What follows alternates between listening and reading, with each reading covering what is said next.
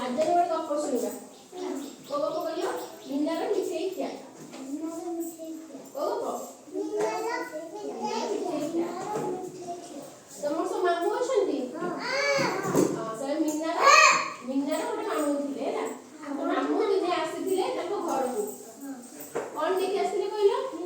ମିଠା ନେଇକି ଆସିଥିଲେ। ତମ ମାମୁଁ ସବୁ କଣ ନେଇକି ଆସନ୍ତି? ଆଉ କଣ? ଚକଲେଟ।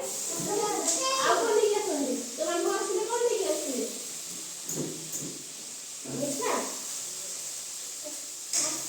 ମିଠା ଚକଲେଟ ସବୁ ନେଇକି ଆସନ୍ତି।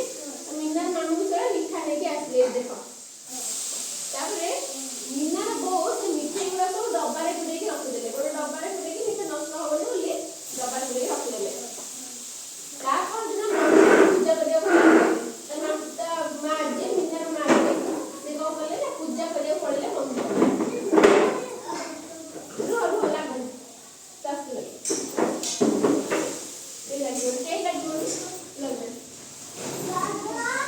ମିଠେଇ ଗୁଡ଼ିକୁ ଦେଖିକି ମିନାର କଣ ହେଲା ନା ଲୋଭ ହେଲା। ତମର ତ ଚକଲେଟ ଫକଲେଟ ଲୋଭ ହୁଏ, ସେମିତି ମିନାର ମିଠେଇ ଦେଖିକି ବହୁତ ଲୋଭ ହେଲା। ମିନା କଣ କଲା ନା ଲୁଚି ଲୁଚି ସେ ଡବାରେ ହାତ ପୁରେଇଲା। ସେ ଯୋଉ ଡବାଟା ଥିଲା ମିନା କଣ କଲା ନା ଲୁଚିକି ତା ମା ଯେତେବେଳେ ମନ୍ଦିର ପଳେଇ ଯାଇଥିଲେ ଲୁଚିକି ଯାଇକି ସେ ଡବାରେ ହାତ ପୁରେଇକି ମିଠା ଖାଇବାକୁ ଚେଷ୍ଟା କଲା। ଏକା ବେଳେ ଡବା ଗୁଡ଼ିକ ଛୋଟ ଥିଲା, ଛୋଟିଆ ଡବାଟେ ଥିଲା ତା ମୁହଁଟା। ଯେତେବେଳେ ସେ ଏକା ବେଳେ ହାତଟିକୁ ଏମିତି ପୁରେଇ ଦେଇଛି ଛୋଟ ଡବାର ତାର ହାତ ବାହାରୁନି। ଏମିତି କରି ମିଠା ଧରିଛି ବହୁତ ଗୁଡେ ମିଠା। ତା ଜେଜେ ତାକୁ ଦେଖିଦେଲେ ସେଇ ଟାଇମରେ ହେଲା। ତା ଜେଜେ ଦେଖିଦେଲେ।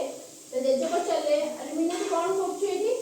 ମିନା କହିଲା ମୁଁ ମିଠେଇ କାଢୁଛି କିନ୍ତୁ ବାହାରୁନି, ମିଠେଇ ଗୁଡାକ ବାହାରୁନି।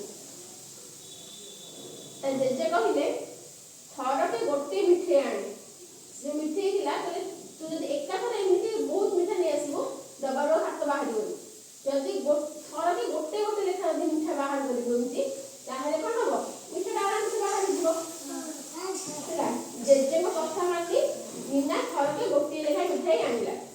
2 ଥରରେ 2ଟି ମିଠା ଆଣି ମିନା ଖୁସିରେ ଖାଇଲା। ତାହେଲେ